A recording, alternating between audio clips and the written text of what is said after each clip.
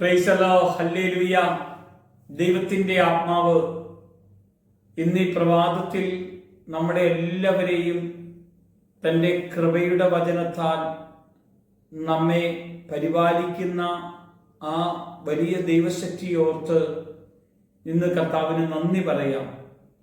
ഹെബ്രായ ലേഖനം 10-ാം അധ്യായത്തിൻ്റെ 36 മുതലുള്ള വചനഭാഗം, ദൈവേഷ്ടം ചെയ്ത് വാഗ്ദത്തം പ്രാപിക്കാൻ സഹിഷ്ണുത നിങ്ങൾക്ക് ആവശ്യം.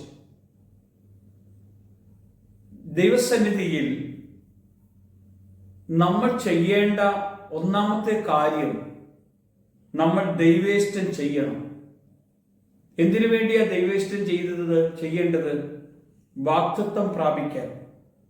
അതിന് നമുക്ക് ഏറ്റവും കൂടുതൽ ആവശ്യം സഹിഷ്ണുത ആണ് നിങ്ങൾക്ക് ആവശ്യം. യേശു കർത്താവ് പിതാവിൻ്റെ ഇഷ്ടം മാത്രം ഈ ഭൂമിയിലേക്ക് കടന്നു വന്ന് ചെയ്തെങ്കിൽ, ആ പിതാവിൻ്റെ ഇഷ്ടം മാത്രം ചെയ്യേണ്ടതിനുള്ള സഹിഷ്ണുതയാണ് നമുക്ക് വേണ്ടി മാതൃകയായി കാണിച്ചു തന്നത്. ഇനി എത്രയും അല്പകാലം കഴിഞ്ഞിട്ട് വരുവാനുള്ളവൻ വരും, താമസിക്കുകയില്ല. ആരാണ്? കർത്താവായ യേശു ക്രിസ്തു. ഇനിയും എത്രയോ അല്പകാലമുള്ളൂ, വരുവാനുള്ളവൻ വരും, താമസിക്കുകയില്ല. എന്നാൽ എൻ്റെ നീതിമാൻ വിശ്വാസത്താൽ ജീവിക്കും.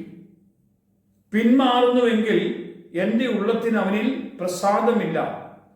നാമോ നാശത്തിലേക്ക് പിന്മാറുന്നവരുടെ കൂട്ടത്തിലല്ല, വിശ്വസിച്ച് ജീവരക്ഷ പ്രാപിക്കുന്നവരുടെ കൂട്ടത്തിൽ എത്രയാകുന്നു. ഇവിടെയാ കർത്താവ് നമ്മെ ഓർമ്മപ്പെടുത്തുന്നത്. നമ്മൾ ഏത് കൂട്ടത്തിലുള്ളവരാണ്? പിന്മാറുന്നവരുടെ കൂട്ടത്തിലാണോ, അല്ലാതെ ജീവരക്ഷ പ്രാപിക്കുന്നവരുടെ കൂട്ടത്തിലാണോ നമ്മളുള്ളത്? പിന്മാറുന്നവരുടെ കൂട്ടത്തിലാണെങ്കിൽ ദൈവേഷ്ടം ചെയ്യാതെ നമുക്കിഷ്ടമുള്ളതുപോലെ നമുക്ക് ജീവിക്കുവാനുള്ള ലോക സ്വാതന്ത്ര്യം നമുക്ക് കർത്താവ് തന്നിട്ടുണ്ട്. അതുകൊണ്ടാണ് കർത്താവ് പറഞ്ഞത്, പുത്രൻ നിങ്ങളെ സ്വതന്ത്രരാക്കിയാൽ നിങ്ങൾ സാക്ഷാൽ സ്വാതന്ത്ര്യമുള്ളവരാണ്.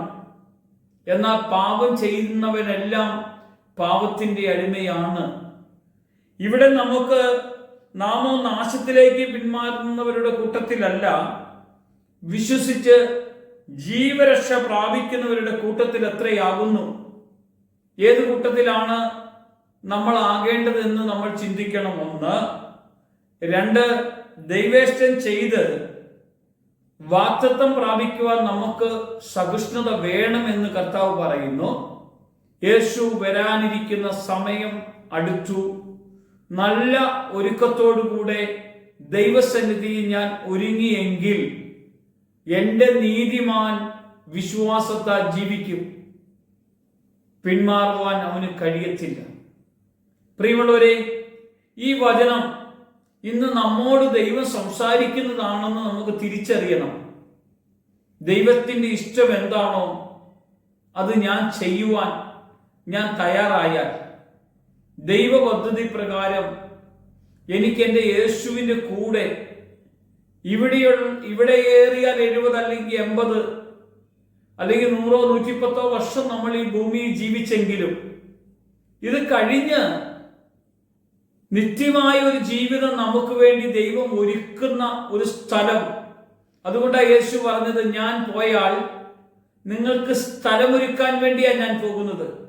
ഞാൻ പോയി വീണ്ടും നിങ്ങളുടെ അടുക്കലേക്ക് വന്ന് നിങ്ങളെ കൂട്ടിക്കൊണ്ട് പോകുമെന്ന് യേശു കർത്താവ് പറഞ്ഞെങ്കിൽ, ആ പറഞ്ഞവന്റെ കൂടെ പോകാൻ വേണ്ടി ഒരു ഒരുക്കം വേണ്ടേ?